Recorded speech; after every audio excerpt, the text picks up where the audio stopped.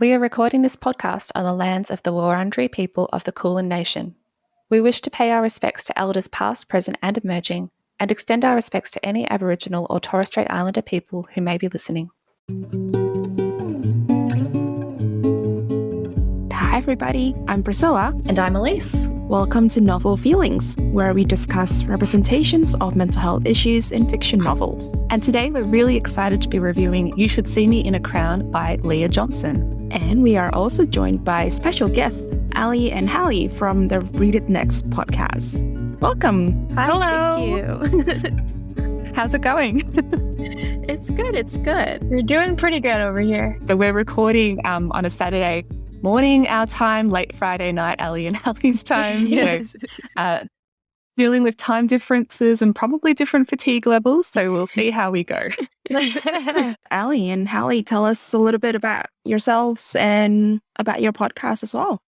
Sure. So we met our freshman year of college, and we just kind of figured out that we were both really big book readers. And it got to the point where we would just hang out in my dorm room all the time and just read books in the dark. And we had a reading party, as we called it. Yeah, like we had a whole playlist and everything. That is the that's cutest awesome. thing I've ever heard. But a few of our friends thought it was like kind of weird because they're like, what do you mean like, you're just reading in the dark? I'm like, yeah. But of course, with quarantine, like we've just been reading a ton more, and we would FaceTime each other and talk about books forever on FaceTime. And one day my mom just like walked out and she's like, you guys should just do something productive with this and like start a podcast. So That's what we did. that is what we did. She said it one night, and then literally like the next day we were researching how to start a podcast. So That's we are. cool. And here we are now. Wow. So when did Read It Next start? It started last September. Yeah. Amazing. And so you both have been, I think, really productive in terms of the number of episodes that you've been able to put out and interviews as well. And what sort of books do you typically like to cover in your review episodes? I know we mainly stick a lot to young adult, new adult fantasy, but I know we also try to break out and do more contemporary or anything that's really popular in the media currently. But I know for the most part, it's been mainly fantasy. Mm-hmm. And we, of course, previously collaborated on The Cruel Prince, which was really exciting. Yeah, that was fun. I was so happy to have you guys on. I was so extremely nervous. I am just super nervous talking to strangers, but I As one might be. yeah, like but no, it was such a pleasure having you guys on. I had such a great time. I realized like once we had finished, I'm like, oh my God, we talked for 3 hours about books, and it was incredible. I was also just really excited to be able to talk about The Cruel Prince because, the books that we cover as part of Novel Feelings are, obviously around mental health and psychology. And The Cruel Prince is probably a little bit too far outside of our normal books that we would cover for our podcast. But I love that book so much. So it was really great to be able to talk about it with you and to share all of my fangirling opinions on the story. So before we get started on our review, we'll just give a couple of quick disclaimers. So first of all, we are a spoiler podcast. Don't listen if you don't want to know what happens in You Should See Me in a Crown. Second of all, this podcast should not be taken as therapeutic advice. And finally, we're speaking today as psychologists and or book lovers, not necessarily from lived experience. Our voices are always going to be limited this way. Although I'll acknowledge that, I'm going to be speaking today a little bit about my experience with anxiety and how this relates, some of the similarities with this story and some of the differences. But in any case, stay tuned at the end of this episode for some more information about these issues, including writing from people with lived experience. All right. So just a little bit about the author. Leah Johnson is an author of award-winning books for children and young adults. Her best-selling debut YA novel, You Should See Me in a Crown, was a Stonewall Honor book, the inaugural Reese's Book Club YA pick, and named Best Book of the Year by Amazon Kirkus, Mary Claire, Publishers Weekly, and New York Public Library. Wow. Yeah, it's a lot, that's a isn't it? big list. Yeah. Yeah. Leah's essays and cultural criticism can be found in Teen Vogue, Harper's Bazaar, and Cosmopolitan, among others.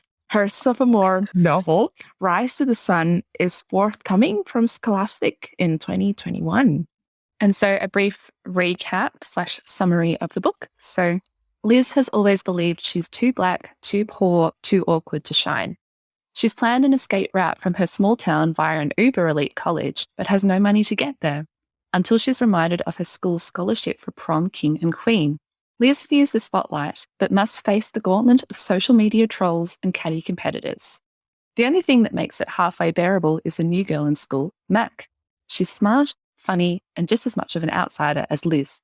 But Mac is also in the running for queen. Will falling for the competition keep Liz from her dreams, or make them come true? So let's talk a bit about why we chose this book. It's pretty popular as that list of awards and honors. Yeah.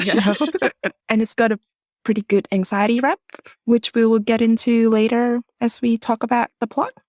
Yeah, and I originally picked this up just spontaneously from Kmart at the end of 2020 and read it and then thought this would actually be really interesting for us to cover on the show. And then when the opportunity came up to have another collaboration with Hallie and Allie, who have actually, been to high school in America, we thought it would be really interesting to get your perspective on some of the contents in this book. And, as Australians, we're pretty fascinated by prom culture. So it's not really a thing here. Australian high schools typically have school formals, but they're nowhere near this elaborate.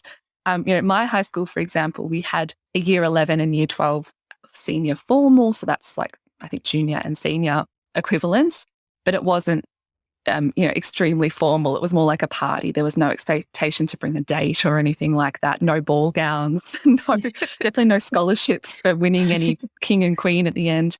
And we also had a debutante ball, which I chose not to go to, but it was a pretty big thing in my school where, everyone's wearing their white dresses and are quote unquote presented to society. And it's all a bit of bullshit in my opinion, but it seemed fun for people who did go. Pretty archaic. Yeah. But that's definitely not a thing at every school. That was just my school. So I'd love to learn what it was like for your schools. So, Priscilla, what was it like in Indonesia? School dances were absolutely not a thing when I was growing up. We had a quote prom unquote at one stage when I was in high school, but from memory, it was definitely a very casual sort of party / get together at school. No ball gowns were involved. No dates were expected. And definitely no prom king or queen as well. Also no dancing. Like we just didn't do that. The whole prom culture was always something that I only ever saw in American TV shows or movies. Yeah. See, we did have dancing at ours, but there were no formal dancing, no slow dancing. It was just kind of upbeat party music, like the sort of thing you'd have in a club, except everyone was sober and 17. So, well, I say that I can't guarantee everyone was sober, but I know I was. So it was all just our adolescent awkwardness at play. I think. Yeah. And what about you two? What was it like? Well, I know in my school it was decently big. Everyone looks forward to it. We got the seniors and juniors who go, we get our day off essentially. So if you go to prom, you have the day off to go get your hair done, your nails done. There's a lot of Facebook groups of like what you're wearing, all that, and like prom proposals where people will go into the classrooms and do the whole thing and disrupt the class. I know my prom definitely wasn't as big as some other proms across the country. Like this book was focused in the South, and in the South, it's a major thing. Mm-hmm. We're a lot more lax. Our prom queen and king were chosen by our venue servers. Right. They just kind of looked out in the crowd and was like, them. Okay. But it was still a decently big thing. I know we especially look more forward to the after parties. So that was mine. Yeah, cool. Yeah. Yeah. I didn't go to my prom for the most entitled, asinine reason. ever. It's quite embarrassing, to be completely honest with you. But Allie and I were talking about this earlier. Like, there is a huge difference between proms across the country in America. Like East Coast proms, it's definitely like more focused on your after party. Like, are you going to the shore or are you going to the Hamptons? Like, who's going to be in your house? While as in the South, like it's an ordeal. Like people spend months and months and months planning it. It's a lot going on. But from the pictures I saw on Facebook that night, everyone seemed to have a really great time. But well, good for them. Good for them. yeah, I was never really interested in going like to prom. My mom was like, "Why aren't you going?" I'm like, "I don't want to go. Like, I don't talk to these people on a daily basis. Why would I want to go hang out with them during my free time?" Fair enough. And my head was so far like into college at that point because it's at the end of the year. I imagine the experience is very dependent on who you go with and how close your friends are and how fun they're going to make it for you. That's definitely true. So what we're covering today includes some mental health issues, particularly anxiety and panic attacks, and how they relate to the experiences or the environment around an individual. Other content notes include homophobia/heteronormativity, chronic illness, particularly sickle cell anemia, death of a parent, and racism. Alrighty, well, let's get started with our recap. So we meet Liz Lightly of Campbell County, Indiana. Liz is described as a tall, black, high-achieving high school senior and talented musician with a small group of friends.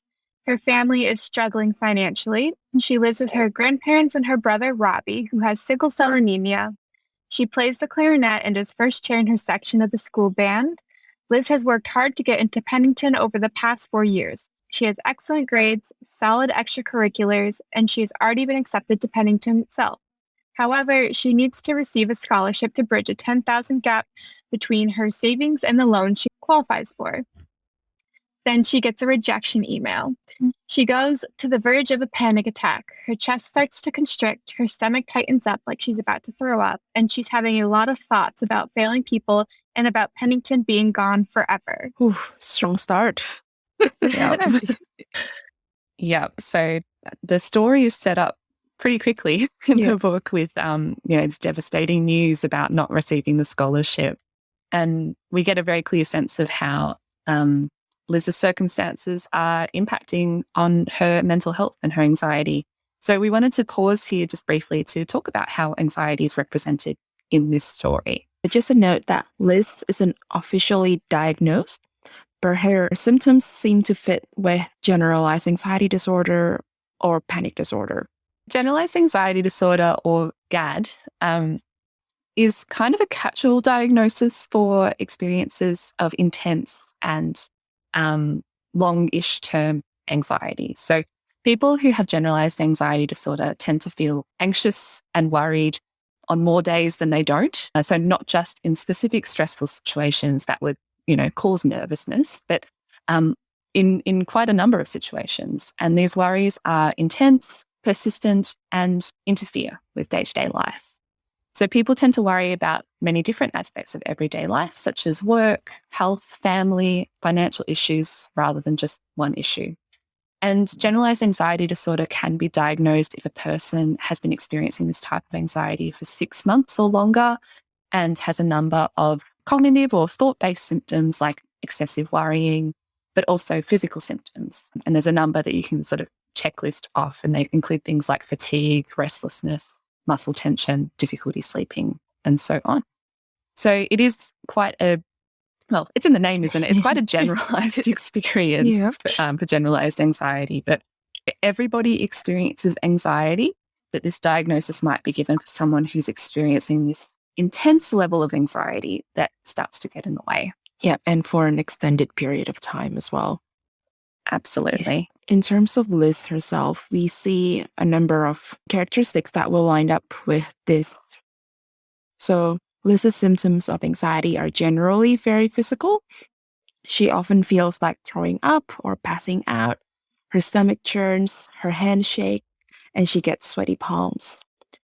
We get a sense of some of her thought processes that lead to and perpetuate her anxiety. She doesn't feel like she fits in. She dislikes being the center of attention. And she worries about some really important things like finances and her family's health.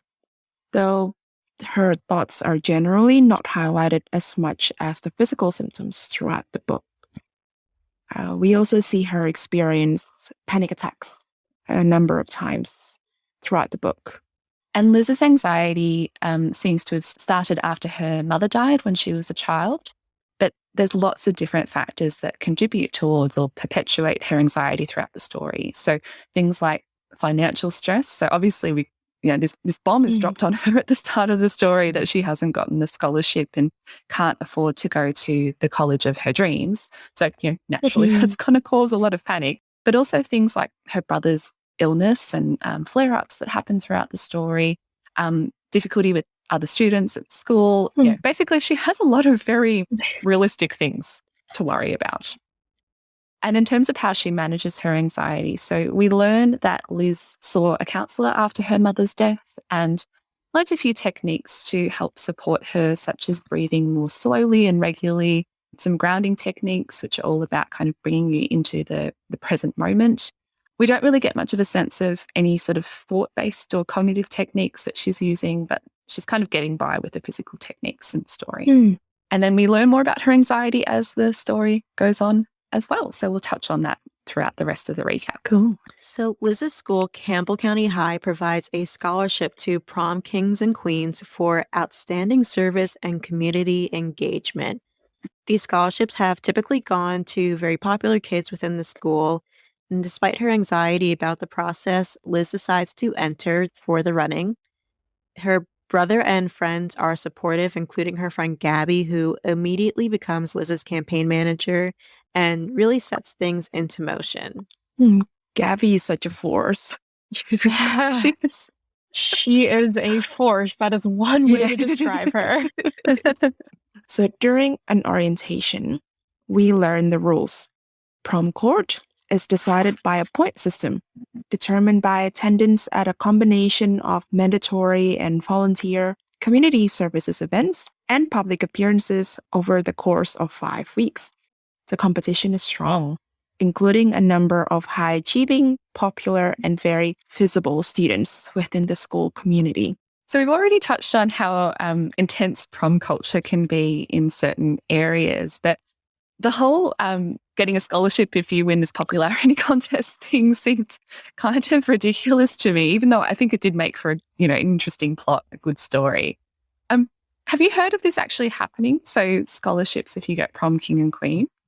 I mean, I haven't personally heard of it, but as far as like culture-wise, I would not even blink twice if somebody said that they got a scholarship based on that. Like it'd be something very realistic, I think, especially in the South, more likely, where they take it a lot more seriously, where it is almost like a family-run thing. Definitely, especially again in the South, because in the South you do see like a lot more parent interactions in the school. Like they take PTA to like a whole other level. They'll do like booster clubs for like football teams and cheerleading teams. So if someone came to me and said that, yeah, I got a $10,000 scholarship for winning prom queen or prom king, I'd be like, cool. What state are you from? Because you're not seeing that up near us, but it probably has happened. Yeah, really? Yeah.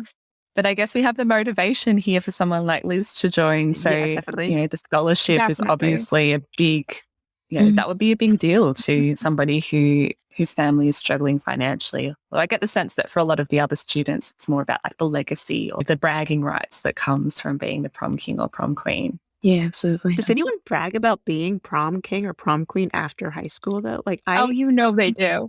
Like somewhere that's happening. Yeah. People are like, oh, back in my day. Definitely. That would be my assumption too.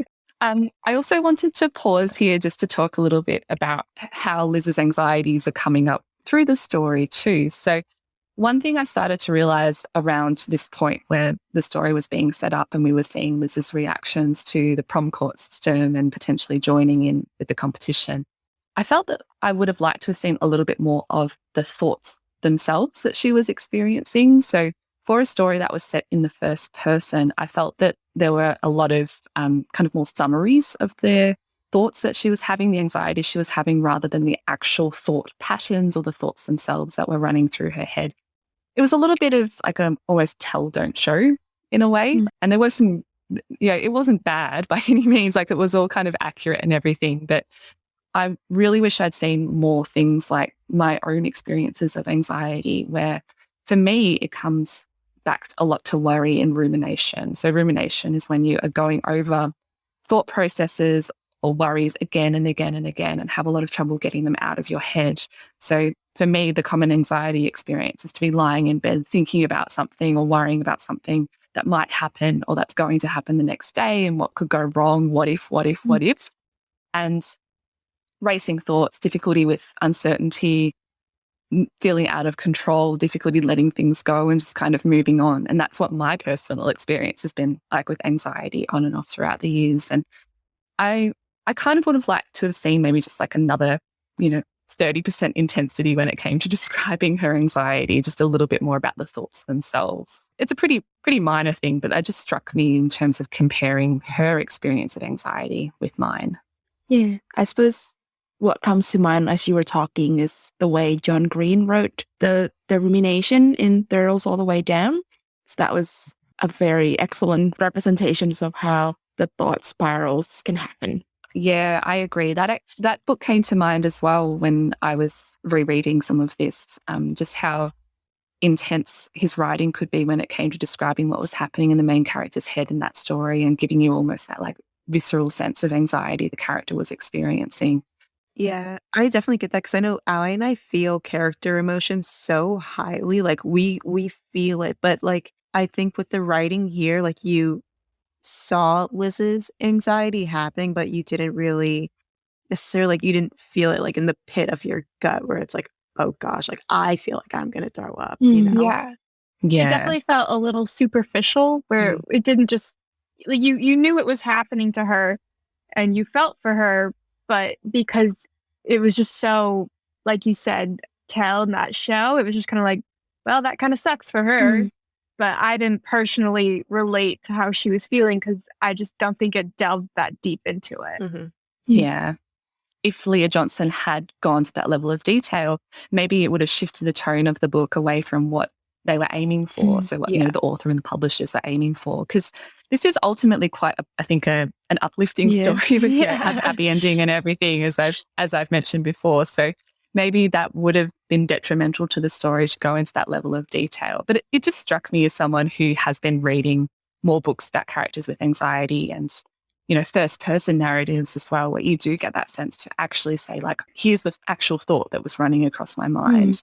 And here's the next thought, and here's how that pattern is going. I feel like we get hints of her core beliefs that underlies her anxiety. So, feeling like she's just tall and Black and queer, and that means that she doesn't fit in this community, and probably that everyone will reject her. Like she's been operating on those beliefs for a few years by the time we meet her. But yeah, we never quite dive or stay in that mindset. We get glimpses of it when things happen, I suppose. I feel like the whole book has a vibe of a teen movie. Yes. Yeah. And it would make such a lovely movie as well because everything's quite visual. And maybe that's part of what the publisher or the author was going for as well. I'd love to see this as a movie. I think it would make a great teen movie. Yeah, I think that's literally what I said after I read this to Hallie. I was like, I want to see this as a movie. It's like a fun, almost nicer Mean Girls. Yeah. Like, High School Musical was what came to mind. Like not the singing, but that sort of cheerful vibe to it. Yeah. Yeah. It gives a lot of Disney original movie vibes, that's for sure.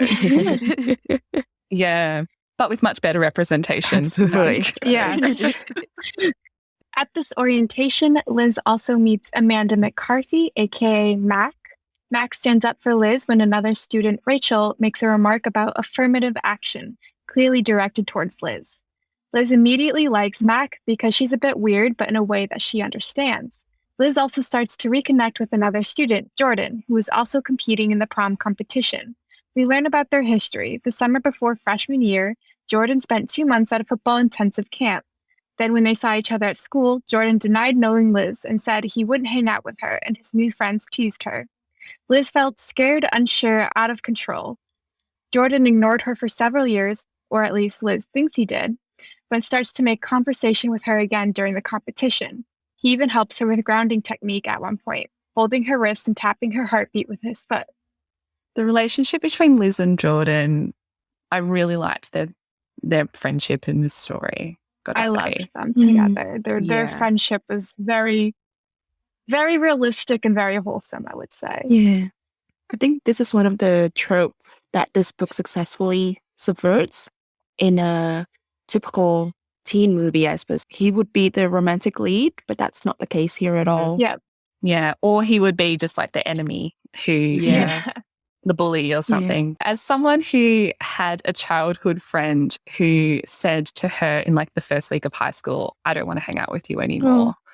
I felt this. Like this was, you know, one of the sections of the book that did definitely get me in the feels because I'm like, oh, I remember what that felt like. It's not something that comes up a lot in stories, I think. We get a lot of like romantic rejections, but to actually have a friend break off a friendship. I basically remember like I took a picture with a friend and she deleted it like off Instagram because it didn't get enough likes. And I was like, oh, like I remember it too. It was freshman year of high school and I still remember because I was like, wow, okay.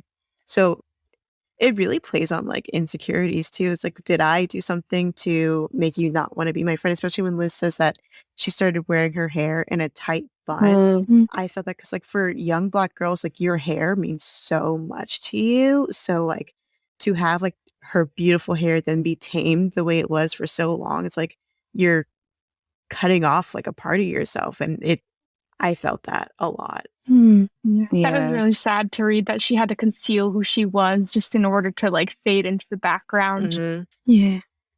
And so something I really like about this story is how we get the journey of her feeling better about herself, expressing herself more and not feeling she has to hide throughout the story. Absolutely. We also meet Mac as well, who gave me like, I don't know, Avril Lavigne in 2003 vibes. I like Mac a lot. I think she's quite a sweet character. And I feel like at that stage, she was sort of the aspirational character for Liz, because Mac's obviously very comfortable with herself and doesn't care if everyone notices her. Like that entrance where she just barges into the orientation, is like, oops, I'm sorry. And, like pushes through the row. And I'm like, oh my God. It's just like very, very loud and very out there. So then we get the rest of the book, so which is broken up into sections for each of the weeks before prom, so 1 week at a time. So in week 1, we get a series of events that start to kick off in preparation for prom. So we get a trash picking event and a bake-off. Throughout this week, we learn more about the other competitors. One of the students, Rachel, confronts Liz and tells her that prom queen is hers and no one will remember or miss Liz next year. Rachel very much being the stereotypical Regina George mean girl. The Regina George, isn't she? Yeah. But as you were saying before, Priscilla, you know, the tropes are kind of subverted in this story. So there are other popular kids that are actually quite kind to Liz. It's also a bit of reality checking for Liz, I suppose, because we never quite she never spells out that she believes everyone in the school hates her or dislikes her in any way. But that's sort of an unsaid assumption. And when we meet Clint and other popular girls and boys, that assumption of Liz gets challenged and she gets a bit of reality check, I suppose, in this case. There's week 2. Week 2 starts with a bake sale. During the bake-off, there was a food fight, which, of course. Of course. So Liz was one of those candidates who managed to bake a cake. And she was quite successful with her cake as well. There is also a football match where Liz plays really well. And afterwards, she attends a concert with Mac. And they have their first kiss. Yeah. Pretty much right after this really lovely date, Gabby, as Liz's campaign manager, insists that they need a full overhaul of Liz's appearance. Gabby also voices her dislike that Liz is getting close to Mac. She basically says that no one will vote for Liz if they think she's queer. She tries to backpedal by saying that it's different for Liz because she hides so well the fact that she likes girls. Except Liz has never tried to hide it. So obviously she's quite hurt by this whole conversation. You also have to wonder how much is Gabby's reaction of how much is it that she wants Liz to be in this perfect lens to the other classmates, and also how much does she actually want to hold on to Liz? She kind of rejects the idea of Liz having other close friendships, which Mac is becoming. And so I feel like this was kind of her attempt to also distance them. Yeah, that's a good point. Gabby kind of gave me Regina George vibes too, because it seems like she was just always undermining anything Liz felt. She said to Liz, like, you're so good at hiding it. It's kind of like, are you saying that because, again, like you really care about how it'll perceive me, or like what other like unconscious bias do you yourself have? Because again, like Liz and Gabby at their cores, they come from like two completely different worlds, you know, like Gabby is rich and obviously fits in at their school more than Liz does. So it's like, sure, Liz is your best friend, but then at the same time, in like the back of your brain, how much are you hiding that like of parts that like you don't like about Liz, or that like you're judging about Liz that you really don't even acknowledge until like it's thrown in your face like it is here. I think Gabby definitely likes to uphold a standard of perfection where she likes things put neatly together. She likes to be presented as if everything's going perfect. And I think she kind of projects that onto Liz, where Liz also needs to be projecting this picture perfect that Liz really doesn't fit into. Yeah. And we see that with Gabby pretty much redesigning Liz's whole look. I'm trying to remember the exact quote, but Liz said something about how silence and shame are two very different things, but sometimes silence is a lot easier. And I really like that quote. Yeah, definitely. This is the Novel Universe with your hostesses, Dawn and Ashley. We rate and review the newest and most buzzworthy books. We are true book club ladies that don't always agree, but we do enjoy a good book discussion. You can find the Novel Universe on Apple, Spotify, and Google, where we post new episodes twice a month. I'm Dawn, the criticizer of books. And I'm Ashley, the fantasy architect. So grab your favorite beverage and join our universe.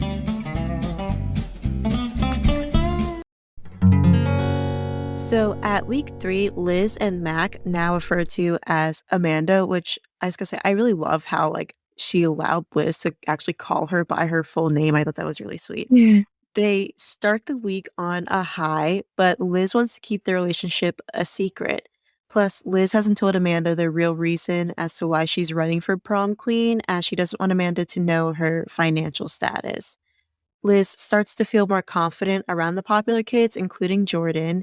And at a party, Liz feels jealous because Amanda is talking to another girl. Liz confronts Amanda with her jealousy, and Amanda is frustrated because Liz doesn't want to be seen in public, yet she is all over Jordan. Liz blurts out that she can't be public about their relationship because she'd never win prom queen. Amanda's hurt, and Liz's anxiety kicks in. Jordan looks after Liz the next day and tells her that he tried to give her a letter apologizing for his behavior after school that day in freshman year, and he'd given the letter to Gabby. Liz never received the letter. Liz confronts her. Gabby told her that she didn't want to lose Liz to Jordan, but all Liz could think about was how Gabby lied and contributed to her second-guessing herself for 4 years. Oh, I'd be mad too. yeah. This Very part mad. made me so angry. I was like, okay, we're not friends with Gabby anymore. Gabby No. can go kick rocks In for the all I trash. care. Like, In the in bin. the trash. I was over it. Yeah. This whole scene, like, I'm going to clarify that I don't like Gabby and I wouldn't be friends with her, but she was one of the protagonists. She would be a strong lead character because as she is, we don't get her thoughts or her feelings or the circumstances that might lead to her making these really bad choices. But that, I think if we did get those things, she would make a strong, flawed character. It's just that as a best friend, supposed best friend, she's not very good. Yeah. She's definitely a very realistic character, especially in high school. The jealousy between friendships, the way she handles situations. It's the immature kind of actions that you would see in high school that someone might grow out later on and be like, that was really crappy of me. But Yeah. she was definitely really realistic. And I think she's realistic because of her flaws. You also kind of feel bad for her too. Mm. Because like you get like, once you learn about Gabby's like home situation, you're like, oh, okay, I get why you are the way you are. Is it still crappy? 100%. Like you should not be treating people like this. But when your home life is like continuously deteriorating and you have no control over it, you kind of just feel like you need to just grab control in any other space that you can. And obviously that was with Liz. She was able to kind of control a lot of Liz's life. And I think this kind of kicks off a lot of well, maybe not entirely kicks off, but maybe like the tipping point for some of the changes that happen that Liz starts to make throughout the rest of the story. So in week 4, Liz decides to start shaking up her campaign. So when she goes back to school on Monday, a banner bearing the words "fuck your fairy tale" hang in the common area. Liz also starts a hashtag on the school's gossip app, #FYourFairyTale, about how the system benefits the privileged. The principal threatens to take Liz out of the running for this, but Liz has technically stuck to the rules of the prom competition. The school puts on a drunk driving simulation in the school parking lot, starring the prom candidates. Liz starts to bond with some of the other candidates, and she starts to realise that they aren't all like Rachel.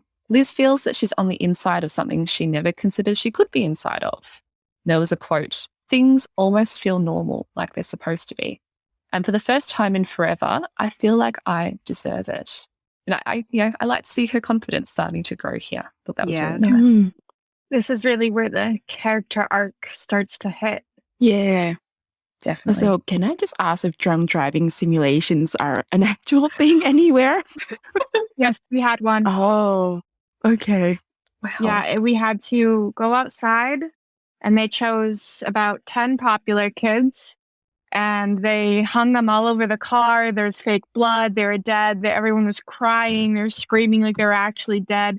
And then after we went through that, we had to go to the auditorium where we attended their funerals and had their parents come up and actually give a monologue like their child is dead. Oh my God. So it's a real thing. The things that American high schools will put their students through. So like Who on earth thinks it's a good idea to do this to children? I just assumed this was like made up for the book. I didn't know that was a thing. No. They're very real. It was very intense. I can only imagine. Yeah. So going back to this particular week in Liz's life, I really found the scene with the principal really frustrating. So this happened just after that banner saying "fuck your fairy tale" hangs in the common areas. Liz gets pulled into the principal's office with the principal and Mademoiselle Simone. Mademoiselle Simone. Thank you for the French accent. That was not a good French accent. Don't worry. High school French has failed me. So she gets pulled in there with these adults who are saying, how terrible it is that she's using the swear word in front of everyone. And Liz has been pretty clever about this. She's checked the rules. She knows she can't be booted from the competition for this. And she was like, class rank is supposed to count. I'm fully qualified in that area. You can't actually do anything.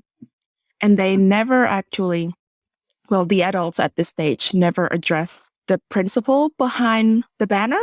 They just are really focused on the presentation of it. And I really love this little snippet. Did you know that you have the chance to be the first Black queen in Campbell history? I swallow. I did know that. Of course I know that, but I don't like it being held against me. I don't like the implication in her tone. You could make history if you just follow our rules. You could be a real credit to your people if you just straighten up and fly right. you could actually be worth something if you would shut up and take what we give you. Yeah, I feel like that's a really powerful little summary there about what some of these unspoken implications are of people saying, just sit down and follow the rules.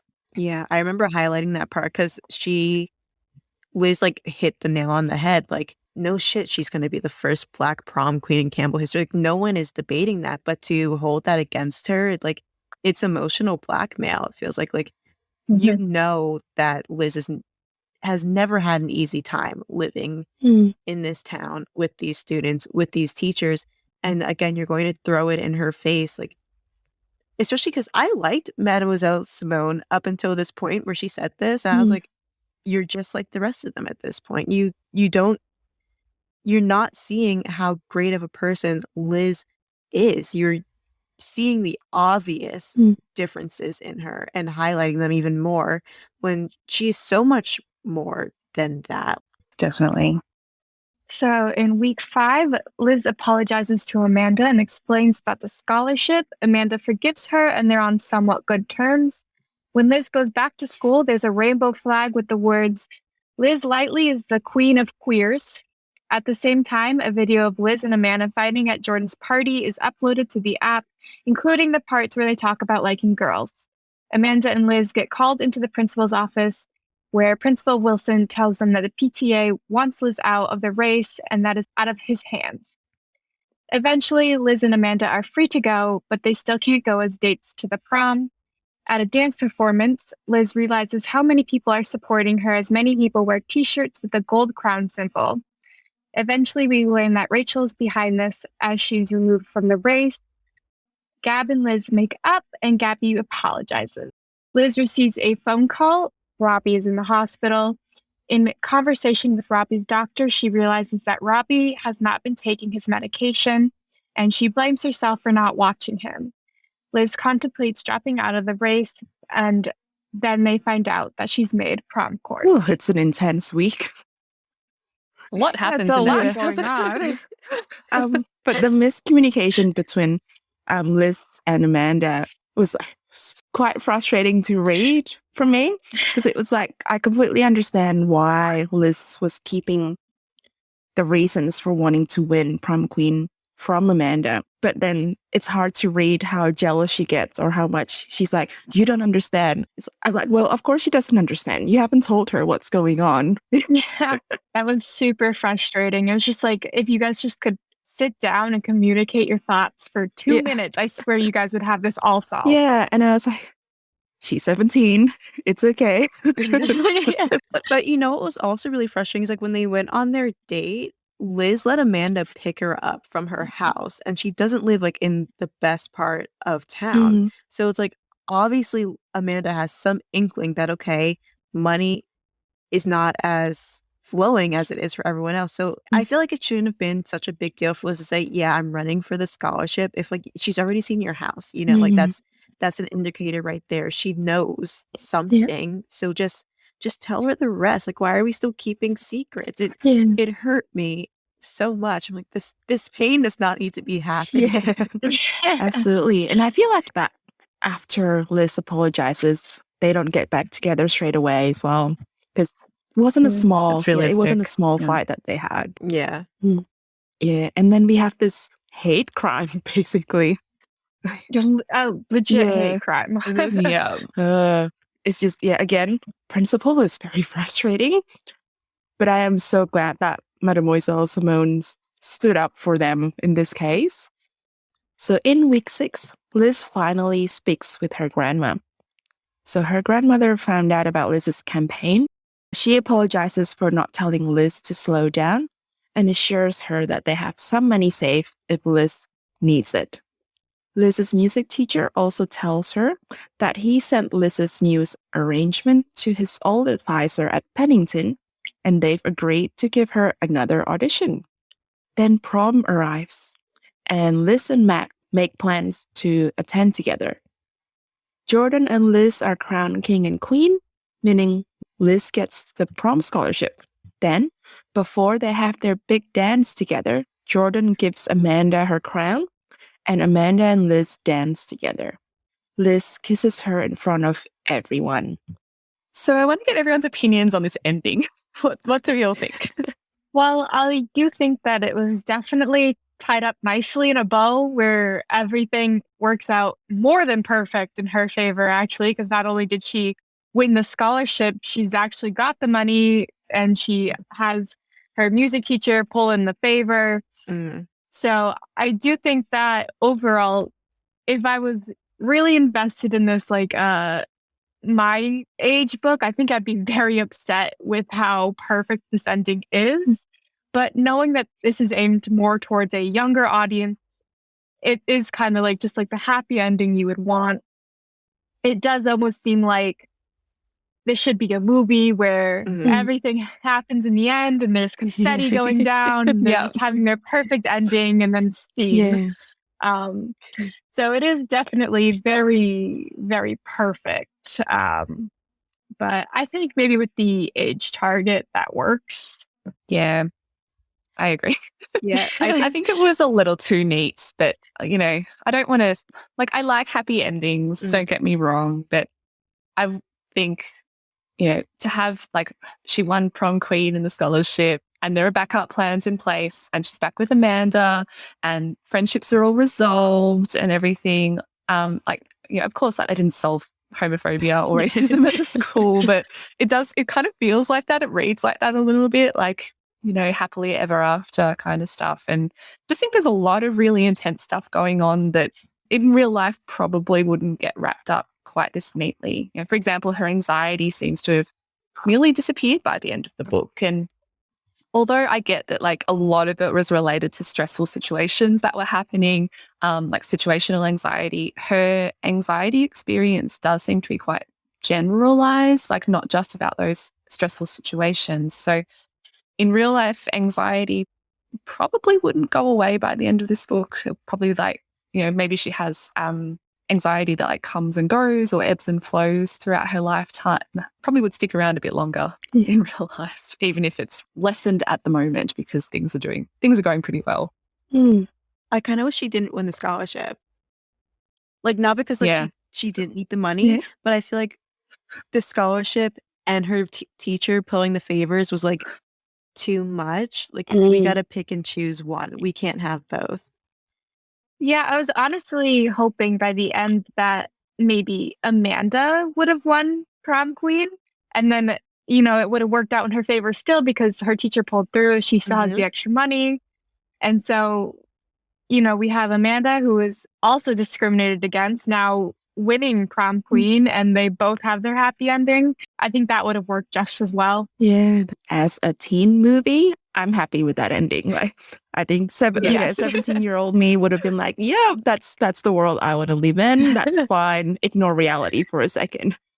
Yeah. Like, I do want, you know, young queer Black teenagers to read this and to have their happy endings, you know, to have that really positive representation. But yeah, I would suspect that if this was a real life situation, there probably would be a few more layers of challenges that they would need to be overcoming, unfortunately. Yeah, I think it is important to have that hopeful representation around, you know, yes, there are homophobia and racism in the world, but maybe it's, you know, in some communities, it's not as bad as you think. You know, we get mentions around, you know, there are people who aren't that excited about her winning, but they seem to be in the minority in this case. Yeah. So I think that summarizes our detailed recap of the book. So let's start talking about our favorite moments and overall star ratings. Cool. I love the scene at the gym where it's revealed that the students, or most of the students, are wearing Liz's symbol, the golden crown on the black shirt. It's a bit cheesy, but it's also, you know, again, if it was a scene in a movie, it would probably bring some tears to my eyes, honestly. I also really enjoyed, not because they were fun to read, but because I think they were important to include, the scenes in the principal office. I think they are great illustrations of the larger factors and flaws in the system that contribute to Liz's anxiety. What about you, Hallie? Well, I did also really enjoy all the students wearing the crown, it Mm. kind of made me want to get a crown tattoo. And then I realized I have a crown tattoo already. Oh, So it's nice. coming. But I also really loved the date that Liz and Mac went on, especially when it comes out that Mac's cousin is like in Liz's favorite band. I'm like, kismet. And I also really just loved the blow up between Liz and Gabby because it was just so real and it was so well deserved. And I think it showed that Liz was finally just at her wits' end with Gabby and with the whole situation and everything she was doing. That's like you push hard enough that someone's gonna break. And I liked how Liz like finally just stood up to Gabby in that way. Mhm. Great. Definitely. Yeah. Yeah. I mean, I think one of my favorite characters in this book was actually Quinn. Just because when you're first reading her and you see that she's Rachel's best friend, you're like, oh god, it's gonna be the double like tag team. They're gonna come The at her. Gretchen to her Regina or Yeah, something. Yeah. exactly. And I was ready for that stereotype to kick in, and then we find out that Quinn is actually super nice and actually was always appreciative of Liz and never really held anything against her. And then we have the ending scene with Quinn where she actually blows up on Rachel at the prom and is like, you're actually a horrible person. I don't like you. And I thought that was really refreshing to see that somebody, especially Quinn, who was her friend, stand up to Rachel. I also really, really enjoyed the party scene at Jordan's. I mean, as tense as it was, I liked Max and Liz's kind of explosive moment where everything goes to crap because they can't communicate. And I think this is like the first scene where we really see that she's becoming comfortable and realizing that she might actually fit into this crowd more than she ever thought. And then obviously you have her puking all over Jordan, which I think is super funny. That was great. My favorite moments, probably stretching a bit to call them moments, but I think my favorite parts in this book were the relationship between Liz and Jordan. I think was really nice to see, a friendship that broke up because, one character, one person did hurt the other, but to also see that be resolved. And definitely not a moment, but I also really enjoyed how Liz's confidence grew throughout the story. Let's go through our star ratings out of 5 stars now. So let's go first with Priscilla. When I was doing this part in our episode plan last night, I was like, yeah, 3 stars. It's okay. I liked it, but it was just fine. And the more we talked about it, I was like, actually, if I think about this as a cute story / teen movie, it's a 4 stars for me. It is cute. It's lovely. And I think there's a lot of hope in it, which can be important these days and age. And it does have really good representations as well of anxiety, but also queer characters of color. I really like how Liz's anxiety is linked to systematic or environmental factors that she has to deal with, like racism and poverty. I think sometimes therapy or therapists tend to focus on the individual making changes to their own lives, do something different or check in with your thoughts. And maybe you've looked at the situation wrong. But in some cases, the anxiety is actually justified because you're dealing with problematic people or problematic systems. Of course, you'd be anxious if you can't pay for school. As mentioned before, I think this gave me High School Musical vibes, and which I think means that I would have really loved this as a teenager because I also really loved High School Musical as a teenager. I think I still like it now, but perhaps I don't quite connect with the characters or the prom culture as much as other people might. Allie, what star rating would you give this? I would give this a 4.5 to a 5. Honestly, I just loved like the wholesomeness of this book. I think it's really important that we show Black and queer characters in this narrative, that it's not purely, focused on their trauma and going through it. It's more of like a happy-go-lucky, like you said, teen movie, but this time, she's the star. She's not the side character. She's not, just the fill-in. she's finally the star. And I think, especially for a lot of Black queer girls and just kids in general, this story would be really important to have on their shelves. So, and overall, it was just a really fun, cute story. I read it in one day. I loved it. I cried in parts because it was just so cute. I really, especially for a young adult novel, I think it really can't get much better than this, especially for contemporary, wholesome, happy novels. Lovely. Yeah. Hallie, what about you? So I also read it in one day. I read it on Tuesday. I had a ton of errands to run, and I was like, yeah, they're not getting done today.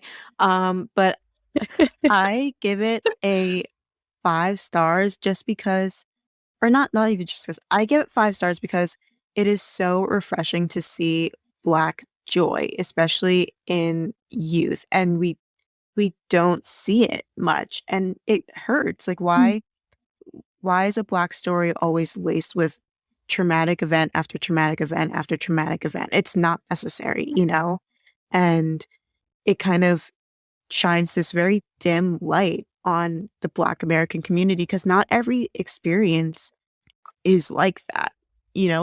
Let the kids grow up and be happy and be kids and have their kiddie drama. And that's exactly what we got in this book. I wish I had this book when I was in high school. It would have made, just seeing the cover would have made me feel 10 times better about myself because I see myself in the cover, So I just thought it was like super fun story, super important story. Yeah, lovely. And Elise, what star rating would you Yeah. give this? So I feel kind of bad going last because I think my star rating's lower than everyone else's. But I completely agree with what everybody else has said. It's just a personal connection kind of thing. So I gave this 3.5. I rounded it up to 4 on Goodreads. So it was like a round up 3.5, not a round down 3.5. So I thought it was really cute. It was a nice romance, fantastic representation. And I do think these characters deserve their happy ending, even if it was a little too neat for my personal preference as someone who is, of course, outside of this age range now. So it's not really aimed at me, and that's okay. I liked it a lot. I just didn't love it. And I think that's because I'm disconnected from the prom culture aspects, and it's sort of the anxiety representation lacked a bit of the emotional punch for me. And although I felt empathy for the character, it didn't hit me as hard as I found some other representations of anxiety too.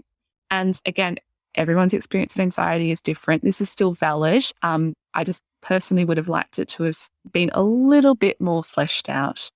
But I also think this is a really important story, and I would 100% watch this if it was like a Netflix original film or something. And yeah, I think it has so much potential to reach audiences and to have a really positive impact. So, kudos to Leah Johnson for a great book.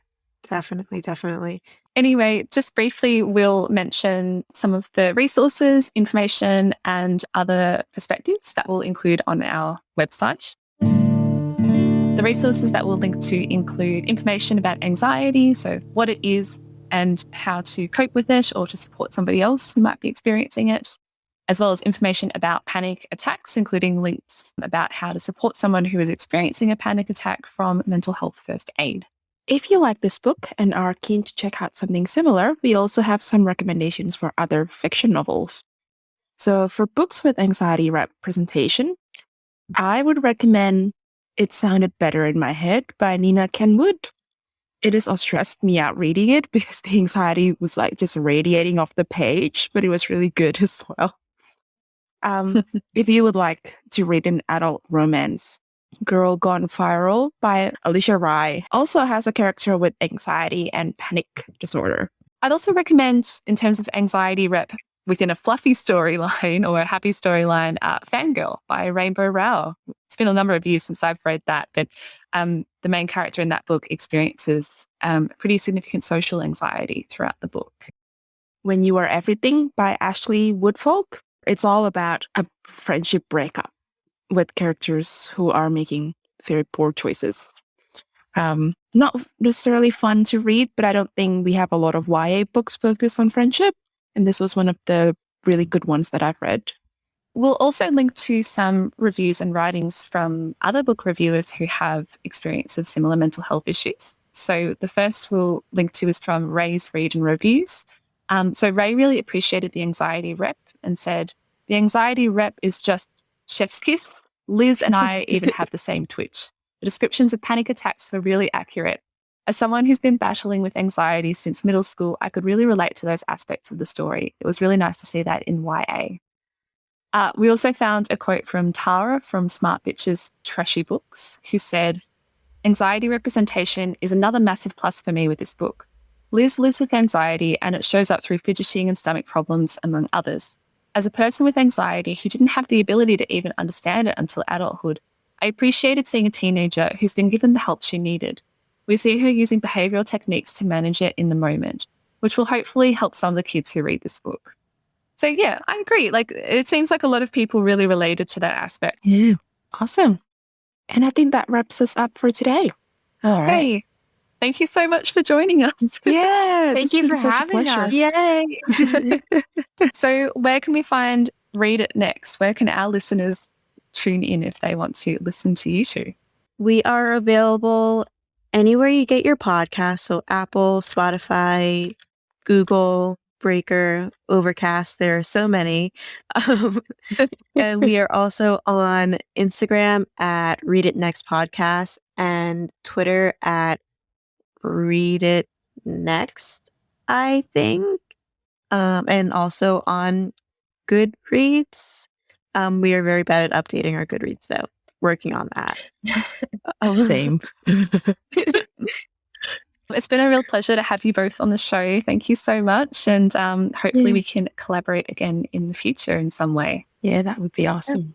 Anyway, I think that wraps up our episode. So for all of the resources we've mentioned today, please check out our website, novelfeelings.com, where we post episode summaries, links to further reading, as well as info about getting support for you or someone you care about. And if you like us, please leave us a review on Apple Podcasts or wherever you get your podcasts. If you would like to ask us a question or just have a chat, you can send us a message via our website. Or you can also contact us or follow us on social media. We're on Twitter, Goodreads, and Instagram at novel_feelings everywhere. You can also find me on Bookstagram at pavewithbooks with an extra S. Thank you so much, and a big thank you to Allie and Hallie from Read It Next for joining us. Catch you next time. See ya. Bye.